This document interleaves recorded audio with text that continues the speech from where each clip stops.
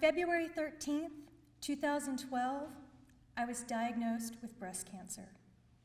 In conversations, when I tell people this, and I'm sure some of you can probably relate, their reaction is usually one of sorrow or sadness. Their faces drop a little before they can even speak that familiar refrain, "I'm sorry." But my usual response is, I'm not. In fact, I couldn't be happier about the perspective this experience has given me, and that I'm still here. How about you? Are you happy to be here? Come on, you gotta convince me. That's better. Every woman in this cast is a cancer success story, but being here is only the first step. I say success story because the term survivor, for me, creates a divide between those of us here today and others who supposedly just didn't fight hard enough. Does anyone here think that our mothers, daughters, granddaughters, aunts, nieces, and friends with cancer who have passed on just didn't fight hard enough? So I think it's a mistake to stand here today and disrespect them. Although I realize this is the popular terminology, I'm hoping we can rise above it.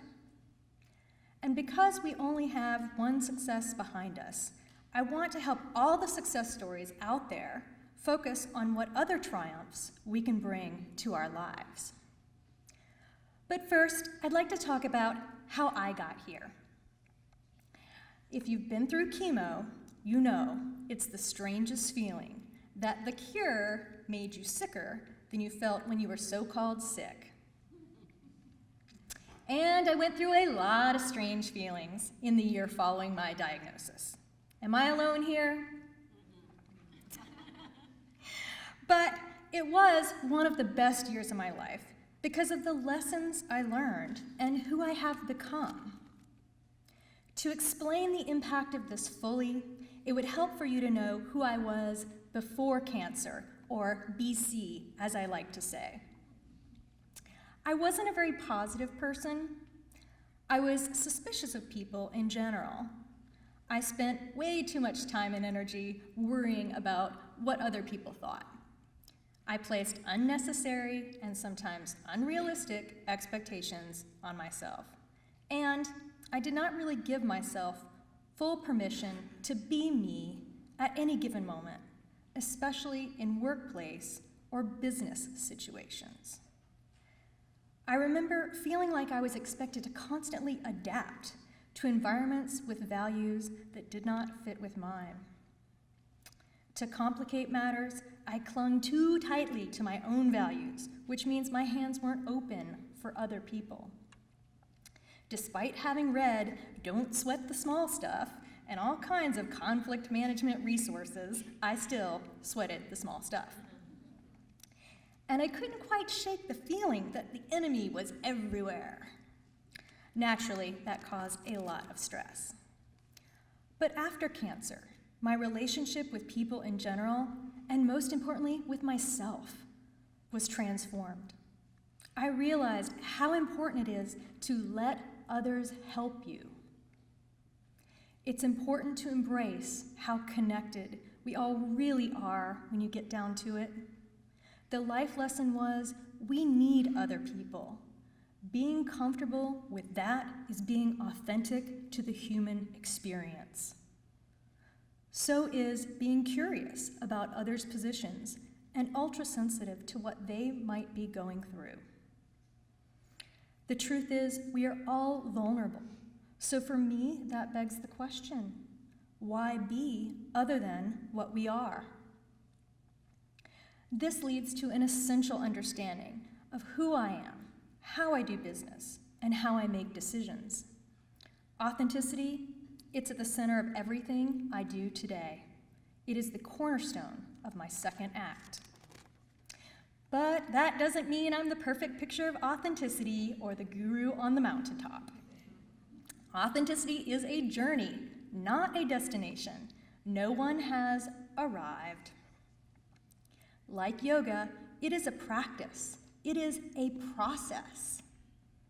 Business and life provide a multitude of tests to learn how to be more authentic, to realize how to do it better, whether the it is knowing ourselves, loving ourselves and our unique talents, or finding the right language to express ourselves.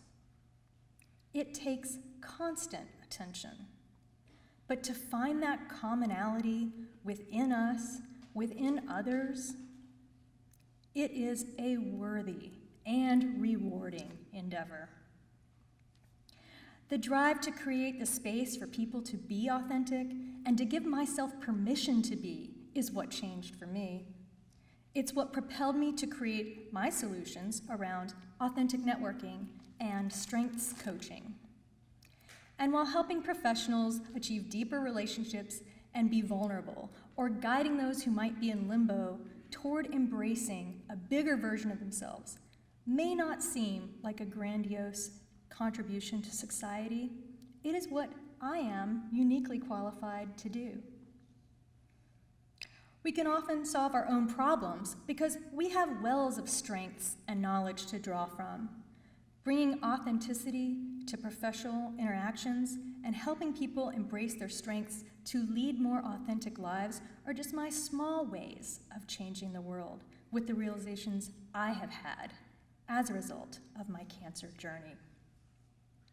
Rebuilding our lives as cancer success stories, we might decide that working for ourselves is our path. We might decide that starting a nonprofit is the way to go. Or we might decide, because we are in a limbo space, that we just need to follow our passions for a while and whisper small yeses to the world. My experience with cancer has given me the insight to all this and the strength to pursue my path to happiness, which includes letting it all go, starting with the self-judgment. Instead, I'm choosing to be real and present in my life and my business. That's my challenge to myself, moment by moment, and it's my challenge to you too.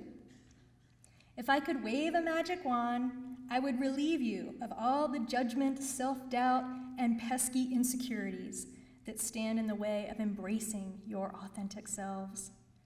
And on the other extreme, my wand would allow you to let go of pride and self-importance in exchange for humility and curiosity. But because I don't have Tinkerbell powers, all I can do is share with you that knowing and honing your strengths and building on your success to date is the greatest gift you can give yourself and others, whether your success comes from a cancer experience or any other life challenge. You may not think you are cut out to change the world, or you may think the changes you are making are too small to matter. I'm here to tell you that change is easy and available to you. What is small to you can be life-altering to someone else. Don't second-guess your value.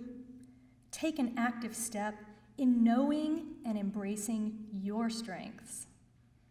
Make change and celebrate that success. And always remember to keep those hands and hearts open.